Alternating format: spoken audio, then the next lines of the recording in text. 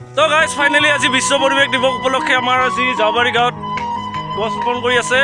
এইফালে গছ ৰুলে নহ'ব, যত্ন কৰিব লাগিব আমি সকলোৱে। এইফালে চাব পাৰে গাৰা চাৰা খুলি যোৱা হৈছে। এইফালে আছে ল'ৰাবিলাক।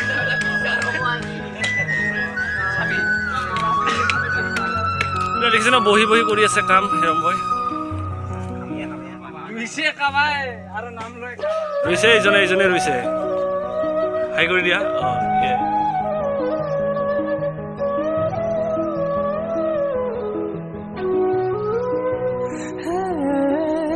ৰাতি ৰাতি মোৰে গাৰু হিতানৰ কোমল কয়াঙুলিৰ সোমাল পৰা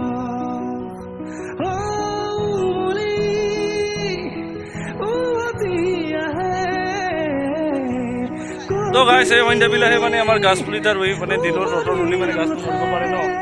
ইফালে আছে তো এইটো কি গছ? গছটো কি এইটো গছ? বস্তু নাম কি গছ এইটো? বস্তু নাজানে। আৰু ইফালে সুধি আছো ইয়াতে নাই কোনো।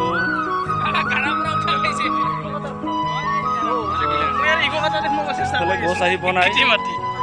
দাদা বিশ্ব পৰিৱেশ দিৱস উপলক্ষে আজি গছ ৰোপণ কৰিছে। বস্তু আগলৈকে যত্ন কৰি থাকিবনে? হয়, নিশ্চয় কৰিম। আমি ইয়াতে লাগি লাগি থাকোঁ খেলপথাৰখনত।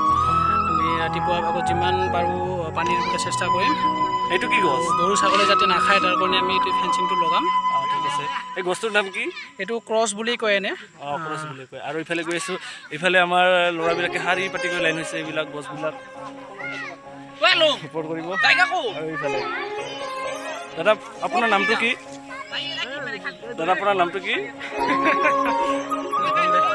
এইটো গছটোৰ নাম কি? এইটো কি গছ? ক্ৰছ বুলি কয়। ক্ৰছ বুলি কয়। আগলৈকে গছটো যত্ন কৰি থাকিব নে? হয়, নিশ্চয় কৰিম। পানী চানী দিব। ইয়াতে ফুটবল খেলে। আৰু ইফালে দিছোঁ আমাৰ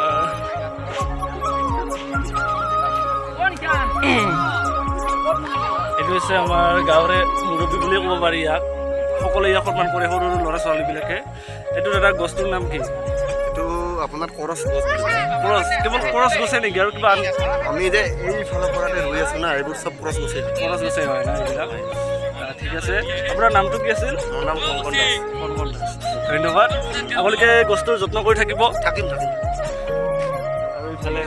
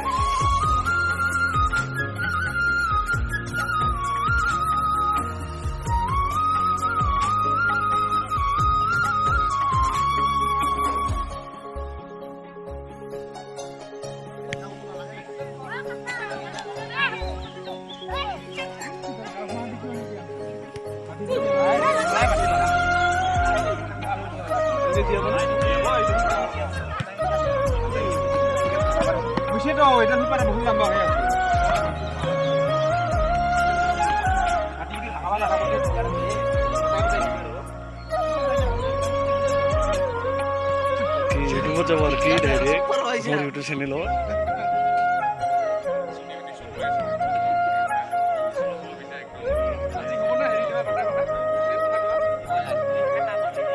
এইবিলাক বস্তু ৰোৱাৰ পিছত ভালকৈ যত্ন কৰিব।